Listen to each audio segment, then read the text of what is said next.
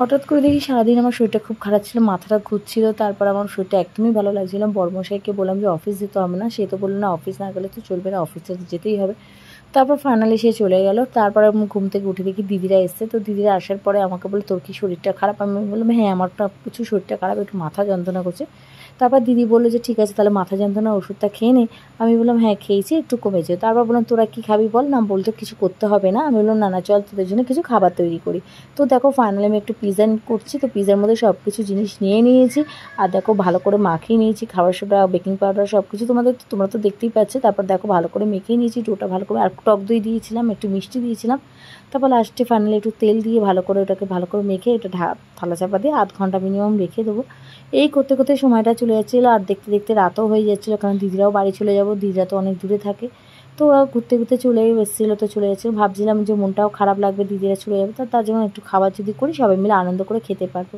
তো ফাইনালি দেখো আমি তার মধ্যে একটু গরম জল করে নিয়েছিলাম, গরম জল করে তার মধ্যে একটু টমেটো দিয়ে দিয়েছি। আমি পিৎজার সসটা বানাবো, আমি না কিনতে ভুলে গেছিলাম, কেন আমার ফ্রিজের মধ্যে থাকে, মানে ফ্রিজের মধ্যে থাকে, আমি মাঝে মাঝে বানাই, আবার ছিল না, হঠাৎ করে দিদিরা যেহেতু এসছে। তারপর দেখো আমি ভালো করে টমেটোগুলো এইভাবে করে কেটে নিচ্ছি চারফালা করে, মানে বেশি কাটবো না, অল্প অল্প করে কেটে এটাকে গরম জলের মধ্যে একটু আদা দিয়ে দিয়েছিলাম আর একটু শুকনো লঙ্কা দিয়ে দিয়েছিলাম।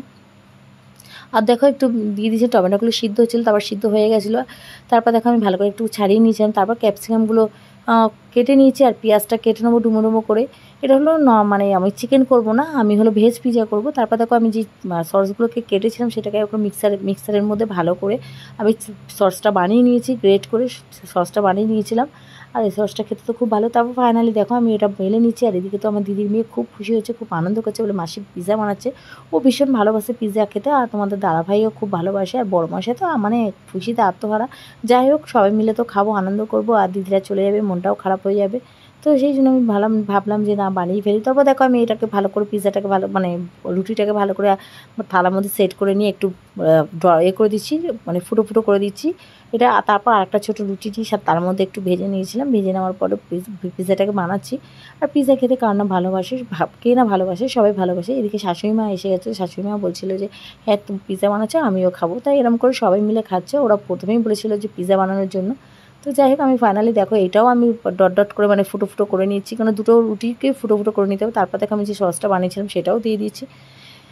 এরকম করে করে দিদির সাথে গল্প করছে, এদিকে তো খুব ওরা আনন্দ করছে, গান শুনছে, আনন্দ করছে। তারপর ফাইনালি দেখো আমি সব কিছু সাজিয়ে নিয়েছি, আর আমি এর মধ্যে চিজটা দিয়েছি, আর এর মধ্যে চিলি ফ্লেক্সটা দিয়েছিলাম, আর না অরিগানটা দিয়েছিলাম, ওটা আমাদের দেখাতে পারিনি, কেননা এতটাই ব্যস্ত হয়ে গেছিলাম দেখাতে পারিনি।